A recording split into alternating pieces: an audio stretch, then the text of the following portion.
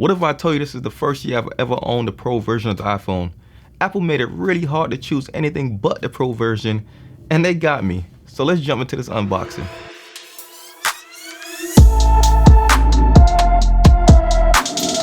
So we have the iPhone 14 Pro, the regular, not the Max, and this is the deep purple version, the 128 gigs, and this is unlocked.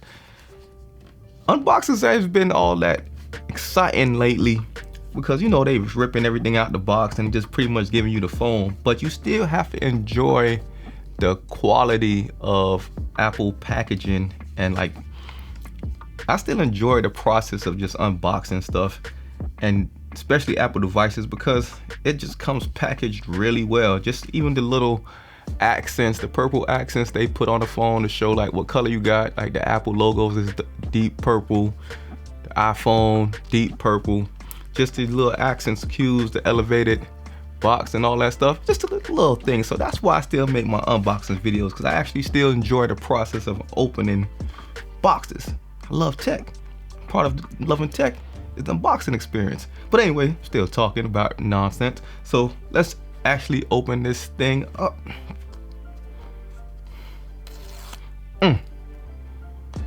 Little pull tabs. Boom. All right, iPhone 14 Pro. And here it is, this deep purple. It actually looks pretty good. I don't think I've ever had a purple phone before, but this purple, it's hitting, and I always like to go with like the new color. Whatever phone I get, I go with the new color, try it out, even though I'm not a fan of the color, whatever, just to try out the new color. But anyway, here it is, and these cameras are really huge. Apple's been really selling these cameras this year, and whew, it's a big. So you got the 48 megapixel main camera, you got the 3x zoom, and we got the wide camera, and these things stick out. But let me go ahead and look what else we have in this box. I'm hoping that we have a purple Apple sticker. It's not. All right, let's keep it moving. Look at this. You no longer need a physical SIM. I don't know how I feel about this. I really like having a SIM where I could just pop my SIM out and put it in another phone really quick, real easy. Just need a ejection tool. But now I don't really know how exactly the eSIMs work, but most likely you have to go inside your carrier website and plug in your IME or eSIM number or something like that, but we're gonna figure that out. But I don't like how they just did the US with this eSIM thing. We're gonna see how, if it's actually issue or not. With some more books, we have, what is this? USB-C to Lightning. I would just refuse to just go all USB-C. Maybe next year. I think they're just gonna wait until they are forced to do it, or they actually speed up MagSafe charging. But this Lightning cable thing just needs to go. All right, what else we have in here? Nothing. No surprise here. No charging brick. We already knew that. We're not gonna vent about it. It is what it is. But still enjoy unboxing stuff. All right, iPhone 14 Pro.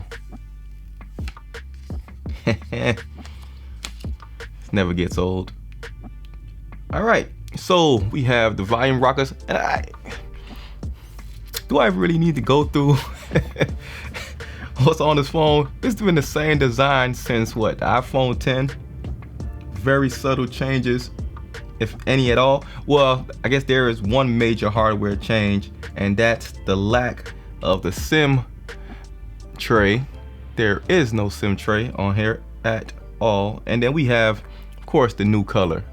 But we ain't gotta go look around here. I mean, quick little to see. You got your 5G antennas, power button. One thing I do wish they put Touch ID on the power button. Just give us Touch ID on the power button. That would be a welcome change. And oh, I just noticed it. the dynamic island. You probably can't even, oh yeah, you can see a little bit in the camera.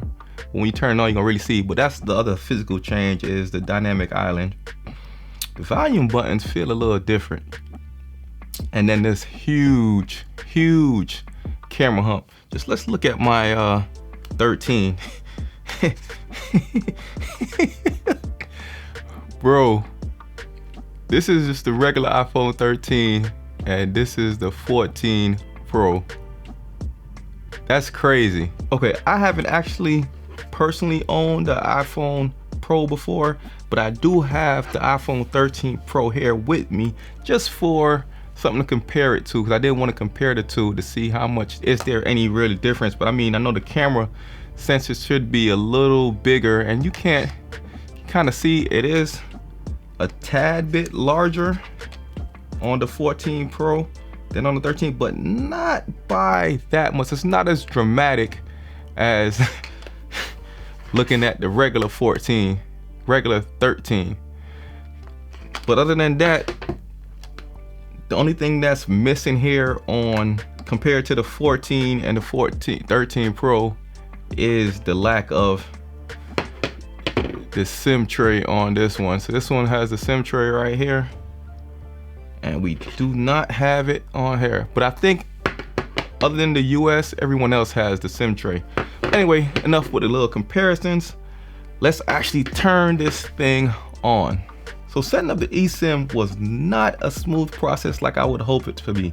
I was actually locked out of my phone, well, my phone number, for about 2 hours while trying to set it up. So going through the setup process on the iPhone 14 Pro, it just has these prompts to direct you to say transfer. It shows your phone number to say, hey, we see this phone number on your other iPhone, switch it over to this phone, set up eSIM on this phone. Went through the whole process, it failed to set up.